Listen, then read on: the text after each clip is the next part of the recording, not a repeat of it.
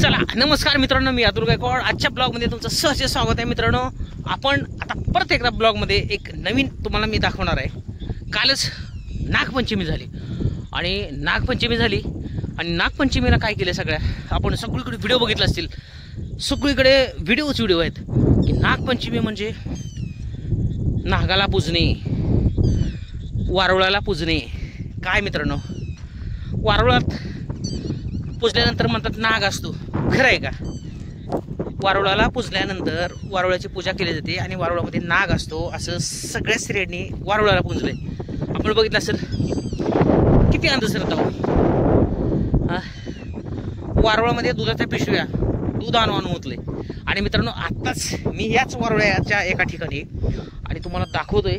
मित्रांनो, खरंच हे असं खरं आहे का की वारुळामध्ये दूध टाकल्यानंतर आणि त्याची पूजा केल्यानंतर, म्हणजे वारुळाची पूजा केल्यानंतर आणि त्याच्यामध्ये दूध नुसतं वाया घालवल्यानंतर देवाची पूजा आणि नागाची पूजा खरंच होते का? मित्रांनो, मी तुम्हाला दाखवणार आहे ह्याच वारुळाबद्दल थोडंसं थोडक्यात जे मला माहिती आहे थोडक्यामध्ये तुम्हाला सांगणार आहे. चला पटकन आता मला मी वारुळ दाखवतो.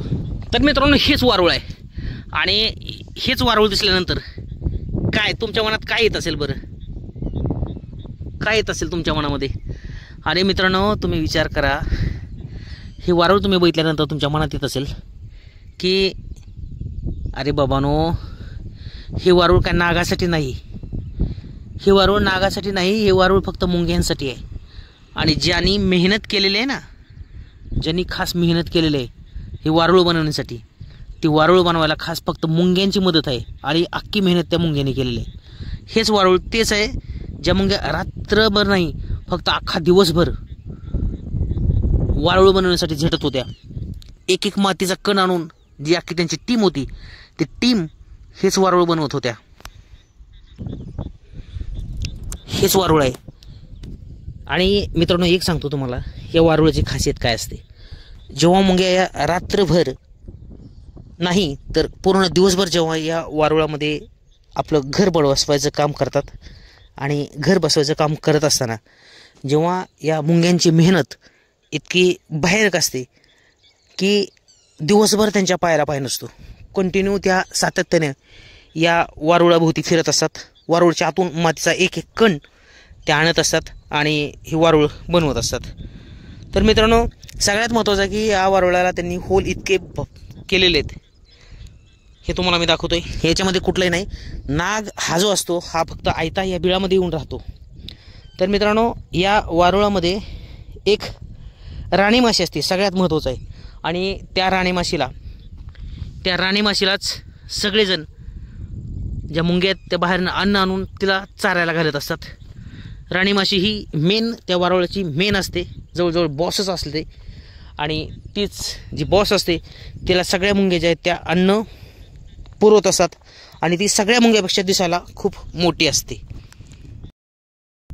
तर मित्रांनो, म्हणजे किती आपल्याकडे आत्ताच्या परिस्थितीला अंधश्रद्धा आहे मित्रांनो, की एक सांगायचं तात्पर्य म्हणजे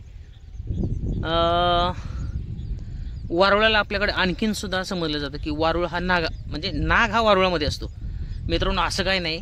नाग हा कुठल्याही होलमध्ये जाऊन बसतो. जिथे त्याला वाटतं, जिथे त्याला त्याच्या सुरक्षित अशी जागा वाटते त्या ठिकाणी नाग हा जाऊन बसतो. विषारी नाग जाऊन बसतो, धामण जाऊन बसू शकते, कुठले जाऊन बसू शकते. आणि तो अन्नाच्या शोधामध्ये सुद्धा या होलमध्ये, कारण ह्यात मोठमोठे होल असतात आणि त्या होलामुळं तो त्यात उंदीर गेला असेल, काही कीटक मोठे मोठे कीटक असतील, काही म्हणजे बेडूक असेल असं त्याला वाटतं, म्हणून तो नाग या वारुळामध्ये जाऊन बसतो. तो काही पण पूजा का केली जाते हे काय नक्की सांगता येत नाही वारुळाची. पण सगळीकडे समज आहे असा, यांचा गैरसमज का समज म्हणता येणार नाही, पण सगळीकडे समज आहे की नागपंचमीला वारुळाची पूजा केली जाते. तर मित्रांनो, हे काय नागाची मेहनत नसते, नाग वारुळात कधीच नसतो, हे मी ठामपणे सांगतो.